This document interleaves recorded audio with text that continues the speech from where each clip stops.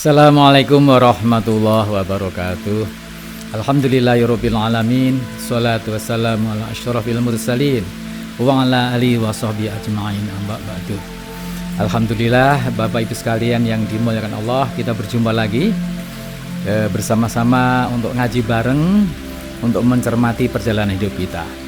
Yang lampau kita sudah berbicara masalah hidup sebagai perjalanan. Kita ingin melihat, mengkaji hidup dari berbagai aspeknya. Sebagai perjalanan, kita harus tahu peta kehidupan. Kita punya energi bahan bakarnya, yaitu iman sebagai energi kehidupan kita. Kita tahu di mana kita berada, kita tahu kemana kita akan bertujuan dalam perjalanan ini. Itu ada cahaya dari Al-Quran dalam perjalanan, dan ada guide, pembimbing, pemandu dalam kehidupan, yaitu Nabi Muhammad SAW. Sekarang kita akan bicara kehidupan sebagai anugerah, sebagai hadiah dari Allah SWT. Jadi Bapak Ibu sekalian, para pemirsa yang dimuliakan Allah rahimahumullah, marilah kita mengkaji dalam waktu yang singkat ini hidup sebagai anugerah. Kalau kita mendapat hadiah, apa yang dalam benak kita secara spontan? Tentunya tidak ada lain kecuali bersyukur kepada Allah. Alhamdulillahirabbil alamin. Kita perhatikan bahwa hidup memang suatu hadiah. Kita patut bersyukur kepada Allah Subhanahu wa taala diberi hadiah kehidupan. Dalam arti kita diberi fisik, badan kita alhamdulillah dalam keadaan sehat, tapi kita juga diberi waktu hidup. Jadi anugerah ini yang kami maksudkan kita batasi dalam arti diberi kesempatan untuk hidup, diberi waktu untuk hidup, diberi peluang untuk hidup. Oleh karena itu, tentunya kita melihat waktu itu sendiri. Ada waktu masa lampau, ada waktu yang akan datang, ada waktu yang sekarang kita jalani. Yang masa lampau sudah menjadi kenangan, sudah ada di sini dalam kenangan. Jangan menjadi beban hidup. Masa lampau itu jangan menjadi beban hidup. Kita jadikan pelajaran hidup. Jadi melihat masa lampau ada dua hal yang perlu kita cermati. Satu, sebagai kenangan, dan sebagai pelajaran. Kalau itu pelajaran itu memberikan keberhasilan, kesuksesan, maka itu kita lanjutkan sebagai best practices. Tapi kalau perjalanan yang lampau itu sebagai sesuatu yang tidak mengenakkan, itu sebagai perjalanan untuk sebagai lesson learned. Pengalaman adalah guru yang terbaik. Jadi experience is the best teacher. Orang mengatakan. Sekarang kita melihat apa yang akan datang. Yang akan datang juga ada dua hal. Masa lampau ada dua hal, kenangan dan pelajaran. Masa depan adalah dua hal, yaitu impian dan harapan. Namun kita belum tahu apakah masa lampau kita bisa menangi atau tidak. Kita tidak tahu karena umur kita ditentukan oleh Allah. Yang menggerakkan denyut nadi Allah, kapan menghentikan kita tidak tahu. Namun kita harus selalu optimis dengan masa depan. Kita harus punya impian, punya harapan.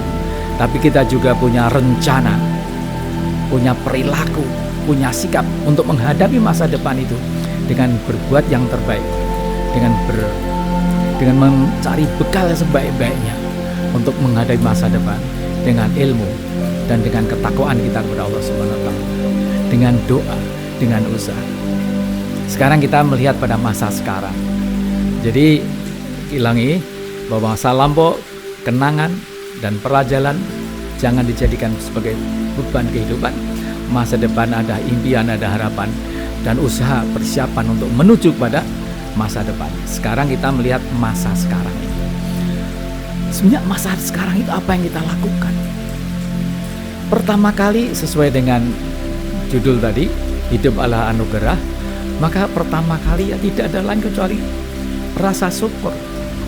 Maka menggunakan bahasa lokal, bahasa Jawa, sekarang ini itu disyukuri, dilakoni, dan dinikmati.